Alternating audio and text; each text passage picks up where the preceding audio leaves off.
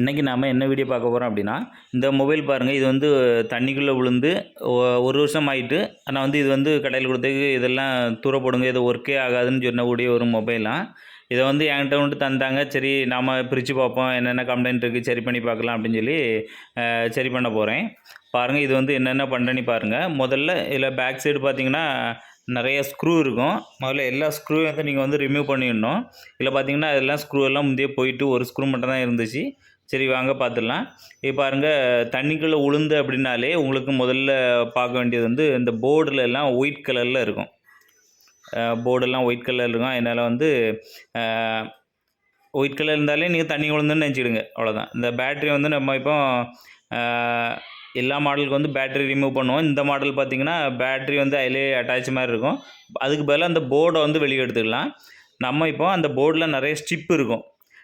Display ஸ்டிப்பு, touch ஸ்டிப்பு, அப்புறம் வந்து பார்த்திங்கன்னா பேட்ரிக்கு உள்ளது, இல்லைனா கனெக்ட்ரு, அந்த மாதிரி சார்ஜருக்குள்ள கனெக்டரில் உள்ளது, அந்த மாதிரி நிறைய ஸ்டிப்பு இருக்கும். முதல்ல அந்த ஸ்டிப்பு டைப் எல்லாம் அப்படியே வெளியே எடுத்துங்க. வெளியே எடுத்து போர்டில் ஏதாவது ஸ்க்ரூ இருந்த அப்படின்னாலும் ஸ்க்ரூ எல்லாம் ரிமூவ் பண்ணி எடுத்துருங்க. பாருங்கள், இது தண்ணிக்குள்ளே வந்ததுனால எல்லாமே ஷார்ட் ஆகி இருக்குது. இதில் பார்த்திங்கன்னா அந்த சிவப்பு கலரில் ஒரு ரவுண்டாக இருக்குது பாருங்கள். அதுதான் வந்து என்னென்னா நிறைய பேர் வாரண்டின்னு சொல்லி நீங்கள் ஒரு வருஷம் வாரண்டி, தண்ணிக்குள்ளே விழுந்தாலாம் வாரண்டி கிடையாதுன்னு சொல்லியிருப்பாங்க. நிறைய பேர் எப்படி நம்ம தண்ணிக்குள்ளே இருந்தால் கண்டுபிடிப்பாங்கன்னு சொன்னால் இதுதான் வச்சு தான். இந்த பேப்பர் வந்து முதல்ல வந்து ஒயிட் கலரில் இருக்கும். தண்ணிக்கு விழுந்துட்டு அப்படின்னா இது வந்து ரோஸ் கலரில் வந்து மாறிடும். பாருங்கள், இதில் வந்து 4 அணை இருக்குது. 4 ஸ்டிக்கரும் வந்து ரோஸ் கலரில் இருக்குது. அப்போ வந்து இது வந்து க்ளீனாக கண்டுபிடிச்சிடுவாங்க. வாரண்டிக்கு கொடுத்தீங்கன்னா தண்ணிக்குள்ளே விழுந்துருக்குன்னு சொல்லி வாரண்டி கிளைம் பண்ண மாட்டாங்க. பாருங்கள், இப்போ போர்டு வந்து தனியாக கலத்தி எடுத்துட்டோம். இப்போ நம்ம இந்த போர்டு வந்து தனியாக வச்சிடலாம். இந்த போர்டு ரெண்டாவது பார்க்கலாம். முதல்ல இந்த பேனலில் பார்த்துடலாம். பேனலில் பார்த்திங்கன்னா பேட்ரி ஸ்டிப் இருக்குது, டிஸ்பிளே ஸ்டிப் இருக்குது, அப்புறம் பார்த்திங்கன்னா டச்சுக்கு தனி ஸ்டிப் இருக்குது, ஸ்பீக்கர், அந்த மாதிரி எல்லாம் தனித்தனியாக இருக்குது. இப்போ நம்ம இந்த பேட்ரி வந்து செக் பண்ணிடலாம். முதல்ல இந்த பேட்டரியில் எவ்வளோ வோல்ட் வருதுன்னு பார்த்துக்கலாம். அதுக்காக நம்ம இப்போ மல்டிமீட்டர் எடுத்து மல்டிமீட்டரில் வந்து டிசி 20 வோல்ட் வந்து வச்சுருக்கேன். இப்போ பார்த்தீங்கன்னா அந்த பேட்டரியில் வந்து ப்ளஸ் மைனஸ் வந்து பாருங்கள். அந்த பேட்டரி ஸ்ட்ரிப்பில் பார்த்தீங்கன்னா பி பாசிட்டிவ், பி நெகட்டிவ்னு இருக்கும். Positive negative. இதில் வந்து பாசிட்டிவ் நேராக ரெட் கலர் பாயிண்ட்டையும் நெகட்டிவ் நேராக பிளாக் கலரையும் வச்சு வோல்ட் எவ்வளோ வரும்னு பாருங்கள். இதில் வந்து சுத்தமாக இதில் வந்து சார்ஜே இல்லை. ஏன்னா ரொம்ப நாளாக பயன்படுத்தாமல் இருந்தேன்னா ஃபுல்லாக வந்து சார்ஜ் இல்லாமல் போயிட்டு. இப்போ நம்ம இதை தனியாக வச்சுட்டு போர்டை வந்து பார்த்துடலாம். பாருங்கள், இந்த போர்டில் வந்து நிறைய வாட்டர் ஃபால்ட்டு, லிக்விட் ஃபால்ட்டுன்னு சொல்லுவாங்க. தண்ணிக்குள்ளே விழுந்ததுனால இந்த முதல்ல இந்த ஐபியை போட்டு நம்ம க்ளீன் பண்ணணும். க்ளீன் பண்ணதுக்கு முன்னாடி இந்த 2 கேமராவும் வந்து நம்ம ரிமூவ் பண்ணிடணும். எதனால அப்படின்னா, இந்த ஐபியை வந்து இந்த கேமராவோட லென்ஸ் பகுதியில் படும்போது இந்த கேமரா தெளிவு வந்து ரொம்ப டல்லாகி போயிடும். நிறைய பேர் சர்வீஸ் கொடுத்துருப்பாங்க, வாங்கும்போது கேமரா தெளிவு இல்லாமல் இருந்தால் இந்த ஐபிஐ படையினால தான் இந்த டேமேஜ் வரும். இப்போ நம்ம இந்த போர்டில் பார்த்திங்கன்னா இந்த போர்டில் வந்து நீங்கள் வந்து விஷுவலாக பாருங்கள். நேரடியாக அந்த போர்டை கூர்ந்து பாருங்கள். இதெல்லாம் வந்து இந்த வெள்ளை கலரில் இருக்குது பாருங்கள், அதெல்லாம் வந்து தண்ணியால் டேமேஜ் ஆகியிருக்கு. அதை வந்து விஷுவலாக எந்தெந்த பாயிண்ட், அதாவது கனெக்டரில் பட்டிருக்கா, ரெசிஸ்டர், கெப்பாசிட்டர், அந்த இதெல்லாம் பட்டிருக்கா, இந்த மாதிரி விஷுவலாக நீங்கள் பாருங்கள். எதில் அதிகமாக டேமேஜ் ஆகிருக்குன்னு பார்த்துருங்க. அந்த இடத்தெல்லாம் க்ளீனாக ஐபியை வச்சு நல்லா நீட்டாக க்ளீன் பண்ணணும். இல்லை ஏதாவது ரெசிஸ்டர், கெப்பாசிட்டர் ஏதாவது தெரிச்சிருக்கு, அதாவது டேமேஜில் வந்து இதை வந்து விலகிட்டு இதில் இல்லை, அந்த மாதிரிலாம் காம்பன்ஸ் மிஸ் ஆகுது அப்படின்னா இதை வந்து சரி பண்ண முடியாது. இதில் ஏதாவது ஒரு ப்ராப்ளம் கண்டிப்பாக வரும். இப்போ நம்ம இதில் இருக்க ஷீல்டை வந்து ரிமூவ் பண்ணணும். பாருங்கள், இந்த மாதிரி அழுத்திங்கன்னா ஷீல்டு வந்து தெரிச்சு போகும். இதே மாதிரி மெதுவாக பாருங்கள், இதில் வந்து ஸ்லோவாக லைட்டாக தென்னிக்கிட்டு ஒரு கையை வச்சு பிடிச்சிக்கிட்டிங்க அப்படின்னா இந்த ஷீல்டு வந்து விலகி போகாது. இதே மாதிரி அதில் இருக்க எல்லா ஷீல்டையும் 2 சைட்லேயும் ஷீல்டு கொடுத்துருப்பாங்க. அந்த 2 ஷீல்டையும் வந்து ரிமூவ் பண்ணிடணும். பாருங்கள், இந்த எல்லா 2 சைடு கொடுத்துருக்காங்க. அது சைடில் பார்த்திங்கன்னா 4 ஷீல்டு இருக்குது. ஒவ்வொரு மொபைலுக்கும் இவ்வளோ ஷீல்டு வருமா? இல்லை, அப்படி கிடையாது. சில மொபைலுக்கு 2 ஷீல்டு இருக்கும், சில மொபைல் 4 ஷீல்டு இருக்கும், சிலதுக்கு 6 இருக்கும். அந்த மாதிரி நிறைய மாடலில் இருக்கும். நீங்கள் அந்த ஷீல்டெல்லாம் இப்போ ரிமூவ் பண்ணிவிடுங்க. சில ஷீல்டு வந்து ரிமூவ் பண்ண முடியாத மாதிரி ஷீல்டும் இருக்கும். அதை வந்து வேறு இன்னொரு வீடியோவில் எப்படி ரிமூவ் பண்ணணும், கட் பண்ணி எடுக்கணும்னு போடுறேன். இது வந்து ரிமூவ் பண்ணுற மாடலில் உள்ள ஷீல்டு, அதனால் வந்து ரிமூவ் பண்ணிவிடுங்க. பாருங்கள், இதுக்கு உள்ள பார்த்திங்கன்னா இந்த ஹீட்டிங் டெர்மினல் பேஸ்ட் இருக்கும். அதை நீங்கள் ரிமூவ் பண்ணிவிடுங்க.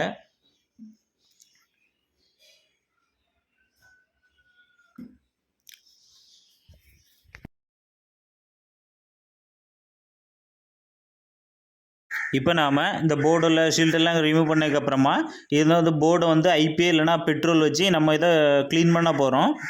நான் இப்போ என்கிட்ட ஐபிஏ இருக்குது. இது ஐபிஏ ஸ்ப்ரே மாதிரி உள்ள ஐபிஏ இதை வந்து போட்டு இப்போ க்ளீன் பண்ண போகிறேன்.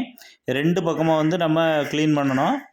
பாருங்கள், இது வந்து இஎஸ்டி ப்ரெஷ் வேணும். அப்படி இல்லை அப்படின்னா சாதா உங்கள் வீட்டில் இருக்க டூத் ப்ரெஷ்ஷு, பழைய டூத் ப்ரெஷ்ஷே போதும். இது வந்து தண்ணி இல்லாத மாதிரி எடுத்துக்கிட்டு இதை வந்து நம்ம இப்போ க்ளீன் பண்ணுறோம். பாருங்கள், எந்த இடத்துலலாம் ஒயிட் கலரில் டேமேஜ் இருந்ததோ அந்த இடத்துலலாம் க்ளீன் பண்ண போகிறோம். சார்ஜர் பின் போர்ட்டுக்குள்ளே எல்லாம் க்ளீன் பண்ணுறோம். பாருங்கள், இதை மாதிரி போர்டில் இருக்க எல்லா இடத்தையும் வந்து நம்ம நீட்டாக க்ளீன் பண்ணணும். ஐபிஏ இன்னொரு 2-3 தடவை அப்படி ஊற்றி க்ளீன் பண்ணுங்கள், ஒன்றும் ப்ராப்ளம் வராது.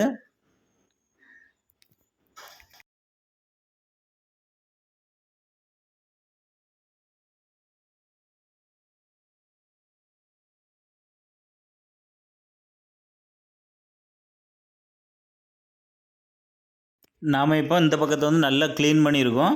இதில் பார்த்தீங்கன்னா ஃபஸ்ட்டு வந்து இந்த போர்டு வந்து க்ளீனாக பாருங்கள். இதில் வந்து ஒயிட் கலரில் வாட்டர் டேமேஜுக்குள்ளே அந்த சிம்டம்ஸ் ஒன்றும் இருக்கக்கூடாது. அந்த மாதிரி நீட்டாக வந்து பார்த்துருங்க. க்ரீன் கலரில் இருக்குது, அதில் வந்து ஒரு ஒயிட் கலரில் உள்ள வர இல்லை.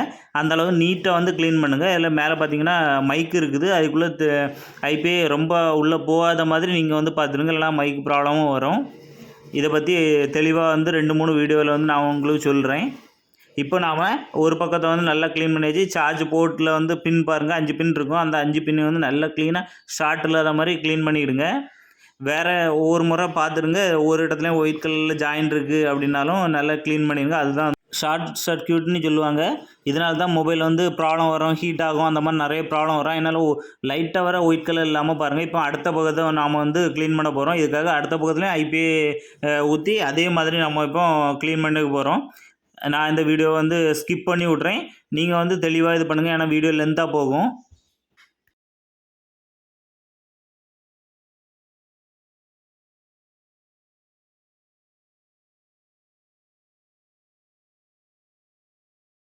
பாருங்கள், இப்போ 2 பக்கத்தையும் வந்து நீட்டாக ஐபிஏ போட்டு க்ளீன் பண்ணியாச்சு. இதுலேயும் வந்து உங்களுக்கு வந்து ஐசிக்குள்ளெல்லாம் வாட்டர் டேமேஜ் ஆகிருக்கு அப்படின்னா ஒவ்வொரு ஐசியும் வந்து க்ளீன் பண்ணி இதான் மறுபடியும் மாட்டணும். அது வந்து உங்களுக்கு வந்து ரொம்ப எக்ஸ்பீரியன்ஸ் இருக்கவங்க தான் அதை பண்ண முடியும். அதனால தான் உங்களுக்கு அதை வந்து காமிக்கலை. ரொம்ப எக்ஸ்பீரியன்ஸ் இருக்கவங்கன்னா ஐசியை கலத்தி இந்த மாதிரி பண்ணுவாங்க. அப்புறம் பார்த்திங்கன்னா இந்த கேமராவில் பார்த்திங்கன்னா இதில் பின் இருக்கும். அந்த பின்னில் பார்த்திங்கன்னா அதே மாதிரி ஒயிட் கலரில் ஷார்ட் ஆகிருந்து அப்படின்னா அதுலேயும் வந்து க்ளீன் பண்ணிவிடுங்க. இதே மாதிரி 2 கேமராயும் செக் பண்ணிவிடுங்க. செக் பண்ணிவிட்டு மறுபடியும் வந்து அந்த போர்டில் வந்து இந்த 2 கேமராயும் மாட்டிக்கிடணும். பாருங்கள், இந்த கேமராவில் ஷார்ட்டெல்லாம் ஆகலை. அதனால் வந்து இருந்தாலும் ஒரு முறை ஐபிஏ பெட்ரோல் போட்டு லைட்டாக க்ளீன் பண்ணிடுங்க. கேமராக்கு சென்டரில் இருக்க லென்ஸில் வந்து ஒரு இதுவுமே படக்கூடாது. பட்டுனா அந்த லென்ஸ் வந்து குவாலிட்டி வந்து கம்மியாயிரும். அதனால் அந்த பின்னில் மட்டும் படுற மாதிரி க்ளீன் பண்ணிவிடுங்க. இப்போ நம்ம போர்டில் வந்து மாட்டிக்கலாம். இப்போ நாம் சென்டர் பேனலில் பார்த்திங்கன்னா அதே மாதிரி ஒயிட் கலர் டஸ்ட் நிறையா இருக்கும். அதெல்லாம் ப்ரெஷ்ஷை வச்சு நீட்டாக க்ளீன் பண்ணிவிடுங்க. இப்போ நம்ம டிஸ்பிளே ஸ்டிப்பு கனெக்டரு, பேட்ரி கனெக்டரு, அந்த மாதிரி எல்லாம் டச் கனெக்டரில் எல்லாம் பார்த்தீங்கன்னா ஷார்ட் இருக்குதான்னு பார்த்து இதில் வந்து ஐபிஐ போட்டு க்ளீன் பண்ணிவிடுங்க. இந்த பேட்டரியில் பார்த்தீங்கன்னா நீங்கள் மல்டிமீட்டர் வச்சு செக் பண்ணும்போது இதில் வந்து வோல்ட் ஒன்றுமே இல்லை, 0% தான் இருக்குது அப்படின்னாலும் வோல்ட் இல்லைன்னா ப்ரெஷ்ஷை வச்சு க்ளீன் பண்ணுங்கள் ஐபிஐ போட்டு. ஒருவேளை வோல்ட் இருக்குது அப்படின்னா நீங்கள் வந்து நார்மல் ஐபிஐ போடாமல் நார்மல் ப்ரெஷ்ஷை வச்சு க்ளீன் பண்ணுங்கள். பாருங்கள், எல்லா இதில் வந்து டஸ்ட்டு நிறைய இருக்கும், எல்லாமே வந்து க்ளீன் பண்ணிக்கிட்டு அதுக்கப்புறமா பார்த்திங்கன்னா இப்போ நம்ம போர்ட்லேருந்து கலத்தினா கேமரா, ஷீல்டு எல்லாமே வந்து அதிலே மாட்டிக்கலாம். ஐபிஐ போட்டு இந்த போர்டை வந்து க்ளீன் பண்ணிவிட்டு நல்ல வெயிலில் வந்து ஒரு மணி நேரம் அப்படி வைங்க. அது எதுக்காக அப்படின்னா இதுக்குள்ளே இருக்க ஷார்ட் சர்க்யூட் அந்த மாதிரிலாம் நம்ம ஐபிஐ போட்டு க்ளீன் பண்ணனால ஓரளவுக்கு ஹீட்டு கொடுத்தா நல்லா இதாகும். ஒருவேளை உங்கள்கிட்ட ஏர் ஃப்ளோர்லாம் இருக்குது அப்படின்னா ஏர் ஃப்ளோர் கொடுங்க. ஏர் ஃப்ளோர் இல்லை அப்படின்னாலும் ஹீட்டில் ஒரு 1 ஹவர் அப்படி போடுங்க. இல்லைனா போர்டு ஒரு ப்ராப்ளம் வராது.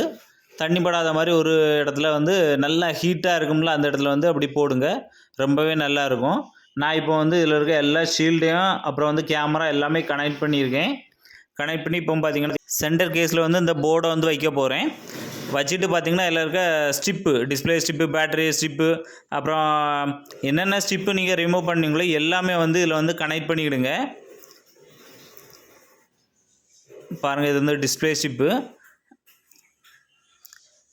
இது எல்லாமே கனெக்ட் பண்ணதுக்கப்புறமா கடைசியில் வந்து பேட்டரி ஸ்ட்ரிப்பை கனெக்ட் பண்ணணும்.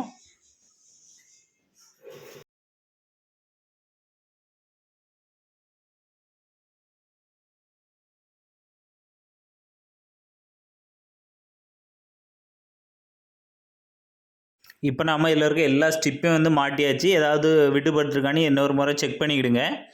இப்போ பார்த்தீங்கன்னா இதோட பேக் டோரை வந்து க்ளோஸ் பண்ணதுக்கு முன்னாடி இந்த பேக் டோரில் இருக்க டஸ்ட் எல்லாம் நம்ம இப்போ ரிமூவ் பண்ணிவிடணும்.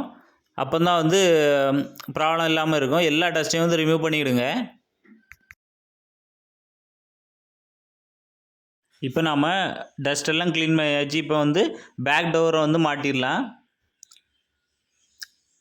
பாருங்கள், பேக் டோர்லாம் மாட்டி மேலே இருக்க டஸ்ட்டையும் வந்து நம்ம இப்போ க்ளீன் பண்ணணும். இப்போ நாம் அடிப்பாகத்தில் இருக்க ஸ்பீக்கர் ஆண்டனா எல்லாம் இருக்கக்கூடிய இந்த பேனலை வந்து இதில் வந்து மாட்ட போகிறோம்.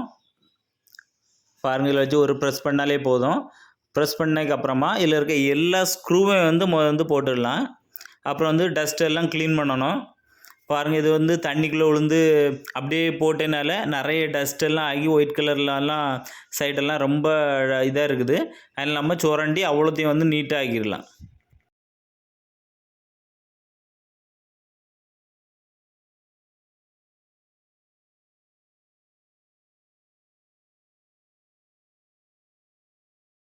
இப்போ நம்ம இதோட சைடில் இருக்கக்கூடிய ஒய்ஃபை ரிசீவர் இதையும் நல்லா க்ளீன் பண்ணி அதில் வந்து மாட்டிக்கலாம்.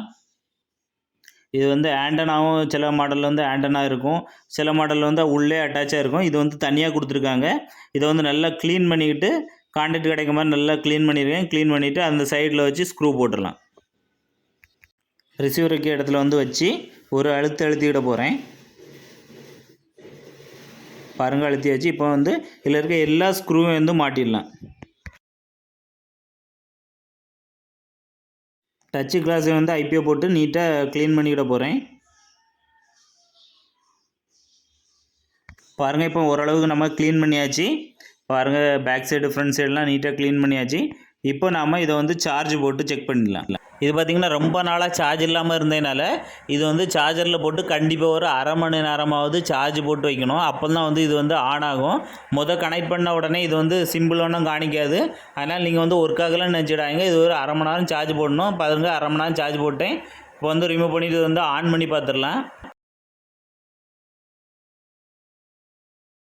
பாருங்கள், இது வந்து ஆன் பண்ணியாச்சு.